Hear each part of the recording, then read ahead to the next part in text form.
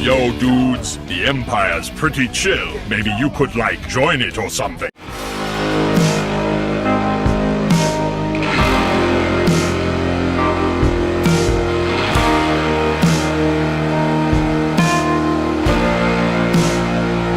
Hey everyone, Lucamus Prime here. So, it is time for the next episode of Movie That Didn't Need a Sequel. Now, in today's video, guys, I'm going to be covering this time an example of a horror movie which, in my opinion, did not need some specific sequels in its franchise, and is also, ironically, a sequel, and is also the third installment of this franchise, and this installment is actually my second favourite of this franchise after its original movie, and in my opinion, it had 3 not very good movies after it, if I am to be honest. And this film, which in my opinion did not need those 3 sequels, is none other than A Nightmare on Elm Street 3: Dream Warriors. So, you guys are probably wondering, what do I think of the Elm Street franchise as a whole? So, it is one of my favourite horror franchises of all time. And the original movie here is my personal favourite of this franchise. In my opinion, the absolute best. And the second installment, called A Nightmare on Elm Street 2: Freddy's Revenge, is unfortunately, in my opinion, one of the very weak installments of this franchise, but slightly better than the bad films of this franchise, in my opinion. And this movie I'm covering, A Nightmare on Elm Street 3: Dream Warriors, is, in my opinion, the best of the sequels, in my opinion. I definitely love this movie as well. And I think it has a really great ending for, of course, the franchise at that time.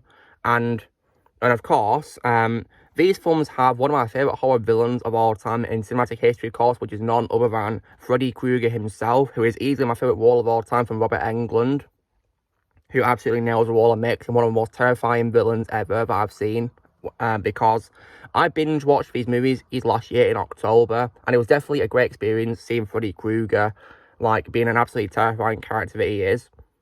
So, when it comes to the ending of this movie, and with regards to Freddy's fate, so at the end of the movie, of course, the main character, Nancy Thompson, is able to stab at Freddy with his own glove after he believes that he's dead. And he comes upon Kristen in order to kill her. And Neil, the character, is also able to recover and purify Freddy's bones, which as a result kills him. So, right there, it gave a pretty good ending to a franchise there. And when it comes to, of course, the future of this franchise, unfortunately, we got 3 films which in my opinion, are not that good.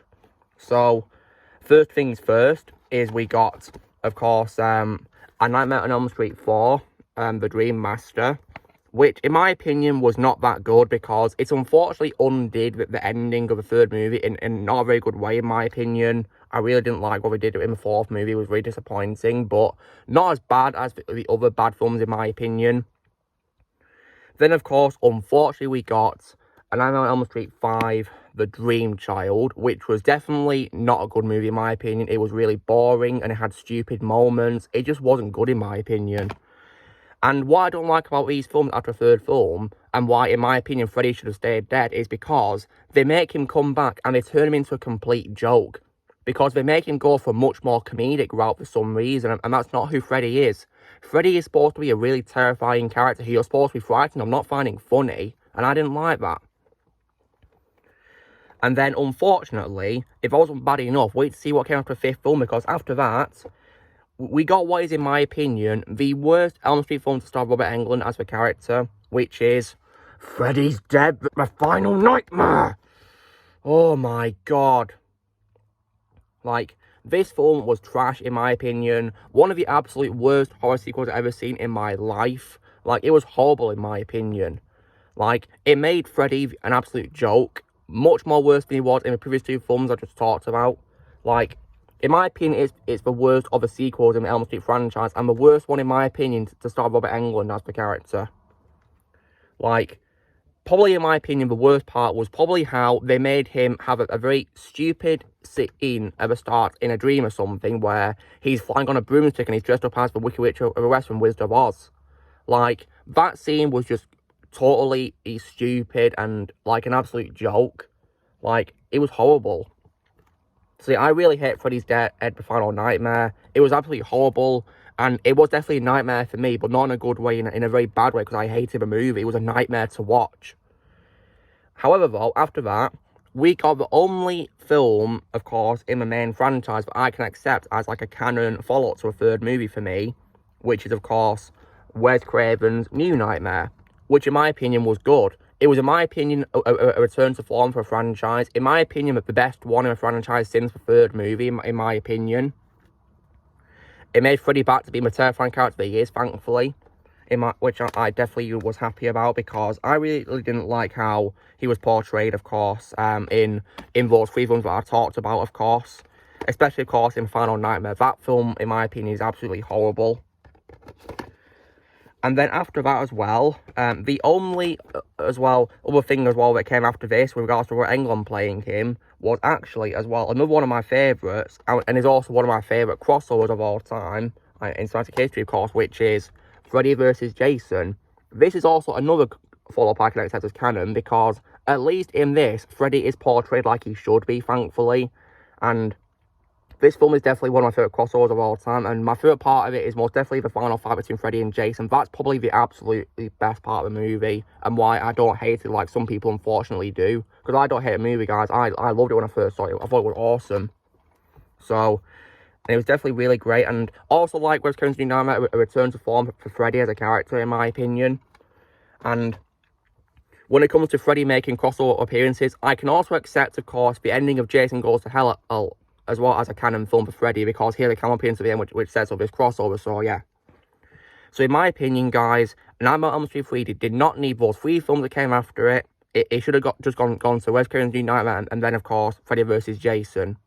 However, unfortunately, of course, in 2010, 7 years after Freddy vs. Jason, we got what is probably, in my opinion, the worst horror remake I've ever seen in my life so far, of being a horror fan, which, of course, is the Nightmare on Elm Street 8 remake.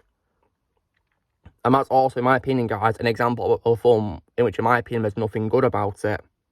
It was a horrible movie, and Jackie O'Haley was, unfortunately, in my opinion, a horrendous miscast of Freddy Krueger. He's a great actor, guys, but he's no Freddy Krueger, in my opinion. And the film totally massacred Freddy as a character, which I despised. So, the only Elm Street films I can accept as canon, guys, is the first 3 films. Even though I'm not a fan of the second one, I still think it's, okay for what it is. And then go straight to Wes Craven's New Nightmare, and then Freddy vs. Jason, and stop at Freddy. Because you're missing nothing if you don't see the other ones. And if you want to play a game where Freddy is treated properly, I'd recommend you guys to play Mortal Kombat 2011, because Freddy is a DLC character in that game, and Robert Englund reprised his role as him. And the game definitely, thankfully treated Freddy like he should be, as a terrifying character. Although, unfortunately, from what I've read about it, and when I look at the design, he's unfortunately based on how he appears in the remake, sadly. But thankfully, voiced by Robert Englund, which I'm glad to be going back for that. But yeah, the game thankfully treats him better than the horrible films in the Elm Street franchise. So, in my opinion, guys, Elm Street 3 is where they should have ended the franchise and just done epilogues after that, and not done like those horrible follow-ups, in my opinion, because they ruined the ending of the third movie and made it pointless. I mean, made Freddy into a joke in them, sadly. So yeah.